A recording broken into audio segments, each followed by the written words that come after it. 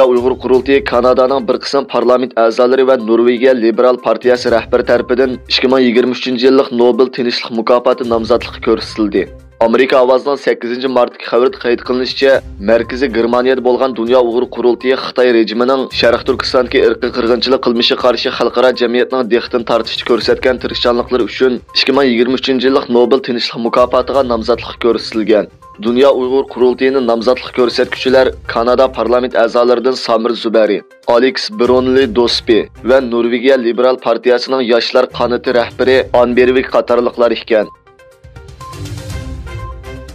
Birleşken Devletler Teşkilatı'nın İqtisadi, İctimai ve Medeniyet Hukuk Komiteti 6 Mart ilan qilgan bir dokladida Xitoyning Sharq Turkistondagi kishilik huquq dafsanchiligini to'xtatishga chaqirdi.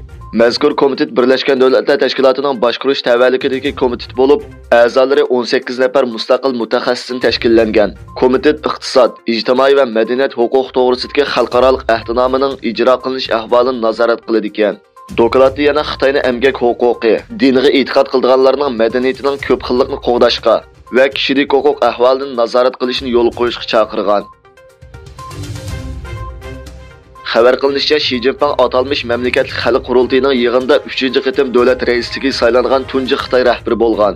Egilishicha, Xitoy Kompartiyasining buyruqlarini ijro qilishdan boshqa amaliy roli bo'lmagan Xitoy mamlakatlik xalq qurultayi Xi Jinpingning 3-qitim davlat boshlig'i bo'lish salohiyatini birdek tasdiqlagan. Oktabrda Xitoy Kompartiyasining qurultayida Xining partiya va armiyaning rahbari bo'lib, yana 5 yil saylanishi bu qarorga yo'l ochgan edi. Çarşamba günü e'lon qilingan Amerika axborot jamiyati yillik tahdidini baholash dokladida Xitoyning xalqarodagi hukmronlikni qo'g'lishi va klimat o'zgarishi elib kelgan aniqsiz muhitning Amerika va uning ittifoqdoshlari uchun murakkab va intayin muhim bo'lgan xalqaro bexatarlik muhiti yaratadiganligi ta'kidlangan.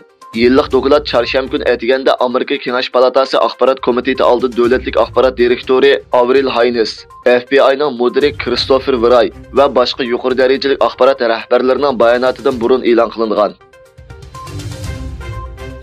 Xabar qilinishicha, Germaniyaning Hamburgdagi bir cherkovda yuz bergan qurolli hujumda dastlabki uchurlarga qaraganda 7 odam o'lgan. Saqchi doiralari nurg'un kishining yaralanishiga sabab bo'lgan bu hujumni ochiqlanish keltirib chiqargan hujum deb qaragan. Xitoy poytaxti Beyjingda tartilgan Sin qisqa vaqt ichida ijtimoiy aloqa torining kun tartibiga aylandi. Qurtlarning mashina va ko'chlarning ustini qoplaganligi ko'rildi. Xitoy doiralari voqeaning sababini tekshirayotganligini bayon qilish bilan bir vaqtda Beyjing aholilarini qurut yomg'iri qarshi kunlik ishlatishga chaqirdi.